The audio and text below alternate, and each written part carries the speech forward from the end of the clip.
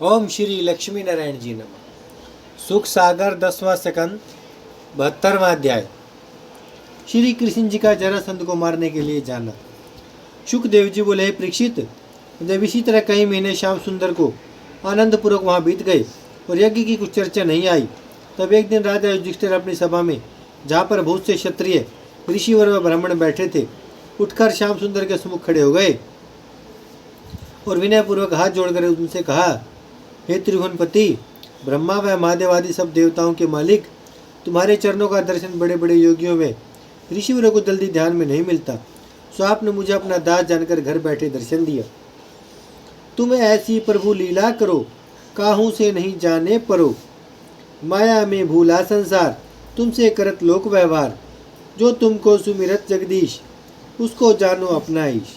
हे दीनानाथ, तुम्हारी दया से जगत में मेरी सब इच्छा पूर्ण हुई, पर एक अभिलाष और रखता हूँ, आज्ञा तो विनय करूँ। श्याम सुंदर बोले, हे राजन, जो इच्छा तुमको हो सो बतलाओ, वह भी पूरी हो जाएगी। यह वचन सुनते राजा युधिष्ठिर प्रसन्न होकर बोले, हे द्वारकानाथ, रात सोया करने की इच्छा रखता हूँ। सब मुनियों ऋषिवरों को भी इसमें प्रसन्नता है, पर तुम्हारी कृपा के बिना यह कठिन यज्ञ संपूर्ण नहीं हो सकता। जिस तरह आपने कई बार महाविपत्ति में हमारी सुधि लेकर मेरा मनोरथ पूर्ण किया, उसी तरह भी अपनी दया से यज्ञ अच्छी तरह संपूर्ण करा दीजिए, तो उसका फल तुम्हारे अर्पण करके भवसागर पार उतर जाऊं। संसार में हम 5 भाई तुम्हारे दास कहलाते हैं, इसलिए संसारी लोग ऐसा कहेंगे कि श्याम सुंदर की दया से पांडवों ने रात सोए यज्ञ किया था। यह भी तुम्हारे चरणों का ही प्रताप है, जो मुझे यह इच्छा हुई। मैं इस बात का विश्वास रखता हूँ कि जो तुम्हारे शरण में आया, उसका कोई मनोरथ बाकी नहीं रहता। जा विधि मंत्र देहु यदु राजा, आयुषि मानो, जा विधि मंत्र देहु यदु राजा, आयुषु मानी करो सवै काजा। तुम ही सब का जन विषय, हमको होत सहाय, और हमारे कौन है माखन प्रभु यदुराय। यह दीन वचन सुनते ही लक्ष्मीपति ने हंसकर कहा, हे राजन, तुम्हारा कहना मैंने मान लिया, यह काम बहुत उत्तम है। सब देवता, पितृ, ऋषिवर व मुनि तुमसे यह कराने की चाह रखते हैं। जब तुमने अपने प्रेम से मुझे वश कर लिया, तब तुमको रात सोए यज्ञ, इससे भी कोई बड़ा काम करना कौन कठिन है। जिसका अधीन मैं हुआ, उसकी कुछ इच्छा बाकी नहीं रहती। अर्जुन आदि तुम्हारे चारों भाई ऐसे बलवान हैं, जिनसे कोई दूसरा राजा युद्ध नहीं कर सकता। लोकपालों को भी ऐसी समर्थ नहीं है जो मेरे सामने उनसे लड़ सके।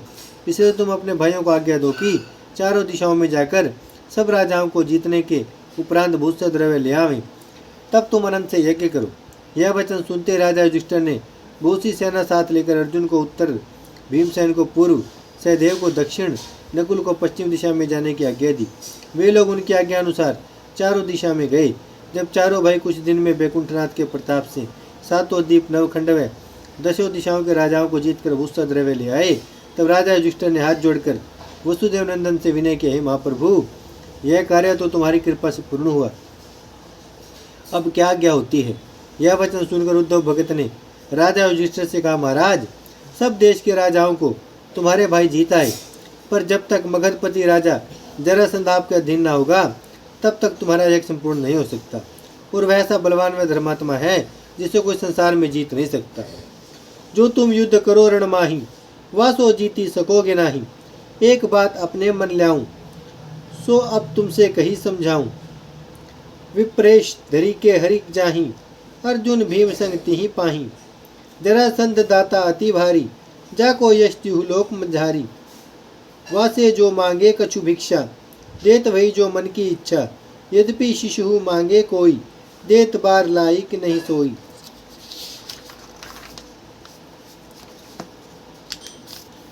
विप्र रूप जब वापे जेही, युद्ध दान ताही क्षण पे ही।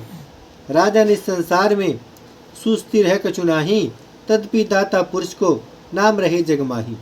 जब यह वचन सुनकर राजा युधिष्ठिर उदास हो गए, तब त्रिभुवनपति उन्हें धैर्य देकर बोले, हे राजन, तुम किसी बात की चिंता मत करो। उद्धव के कहने पर भीमसेन व अर्जुन अपने दोनों भाइयों को हमारे साथ कर दो।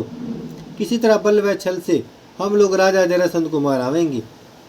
जब यह बात सुनकर युधिष्ठिर ने भीमसेन व अर्जुन को मुरली मनोहर के साथ जाने की आज्ञा दी, तब लक्ष्मीपति उन दोनों को साथ लेकर ब्राह्मण वेश में मगध देश को गए।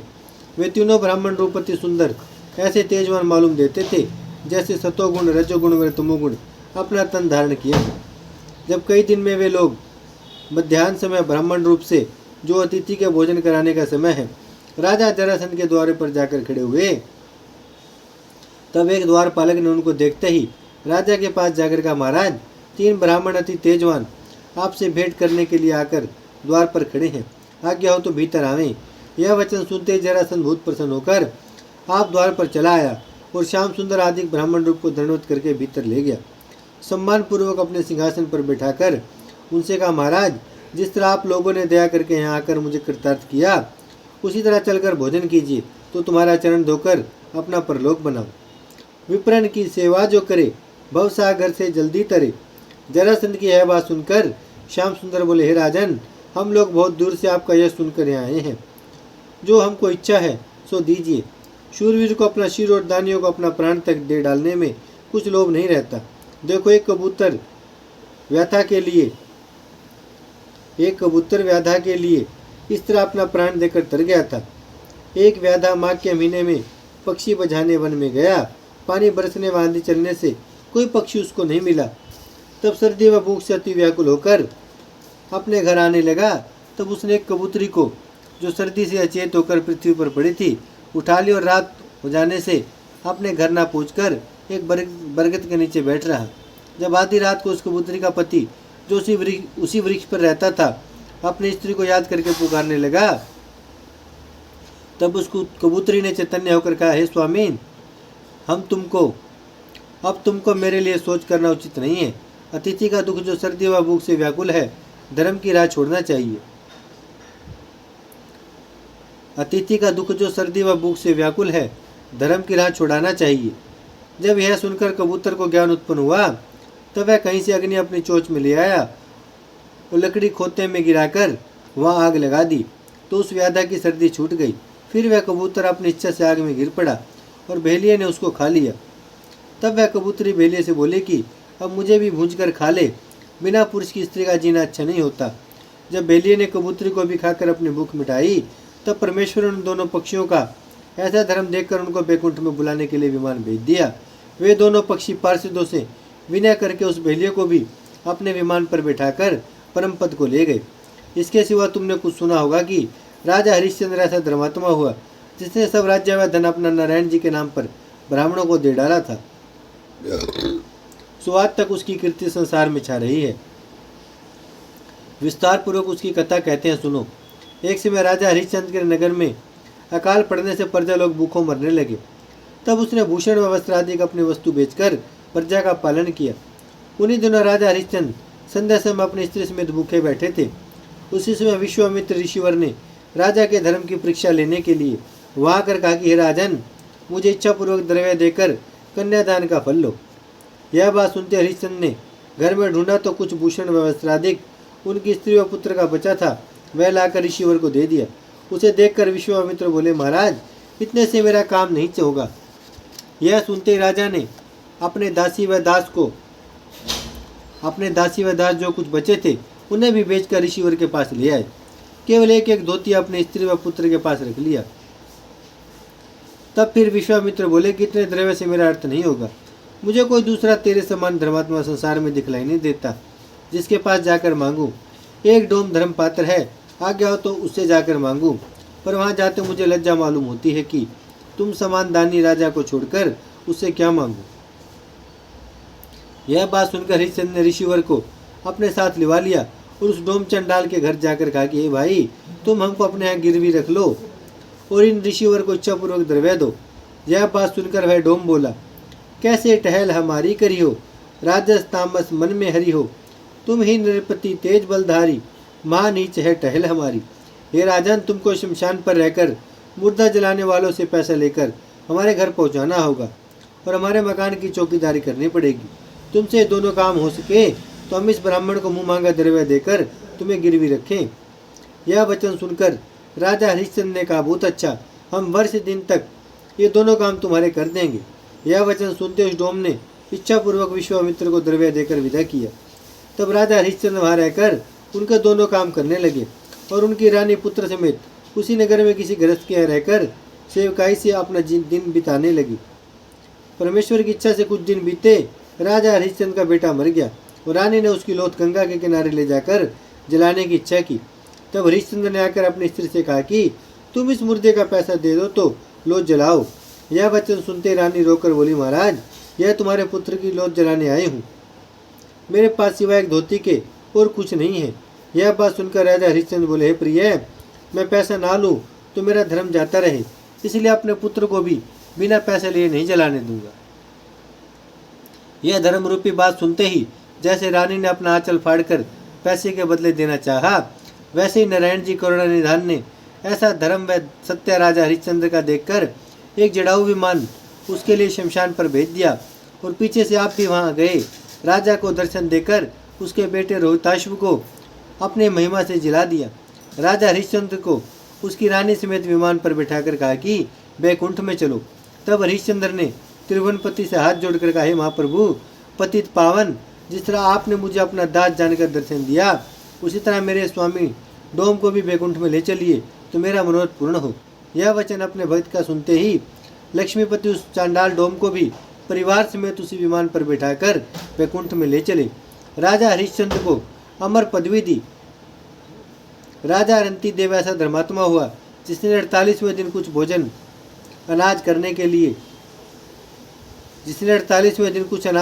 भोजन करने के लिए पाया था, वह भी ब्राह्मण को खिलाकर आप भूखा रह गया। उसी धर्म से मुक्ति पदवी पर पहुंचा। राजा बलि जब वामन महाराज को जो अपना सब राज्य व धन देकर शरीर देने के लिए तैयार हुआ, तब उसने सूतल लोक का राज्य पाया, जिसका यश आज तक संसार में छा रहा है। राजा शिवी ने कबूतर के बदले अपने शरीर का मांस काट कर दे डाला। उदालक ऋषिवर ने जो 6वें महीने भोजन करते थे, आप न खाकर वह भोजन अतिथि को खिला दिया और आप भूखे रह गए। उस अन्नदान के प्रताप से विमान पर बैठकर बैकुंठ धाम को पहुँचे। दधीची ऋषिवर ने अपना हाड इंद्रादिक देवताओं को दे डाला था। ऐसे दाता भय अपार, जिनका यश गावत संसार। हे राजन, इन लोगों के सिवा और बहुत से ऐसे दानी हुए जिन्होंने अपना धन व प्राण देने में कुछ लोभ नहीं किया। उनका हाल कहाँ तक तुमसे वर्णन करूं। जिस तरह पिछले युगों में वे लोग धर्मात्मा होते आए हैं, उसी तरह तुम भी इस युग में दानी उत्पन्न हुए।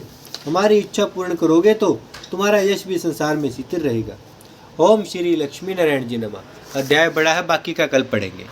भजमन नारायण नारायण नारायण, श्रीमन नारायण नारायण नारायण, लक्ष्मी नारायण नारायण नारायण, सत्य नारायण नारायण नारायण, भजमन नारायण, श्रीमन नारायण, लक्ष्मी नारायण, सत्य नारायण, भजमन नारायण नारायण नारायण। भागवत महापुराण की जय, लक्ष्मी नारायण भगवान की जय, गौ माता की जय, गंगा मैया की जय, धरती माता की जय, शिव परिवार की जय। हर हर महादेव, हर हर महादेव, हर हर महादेव।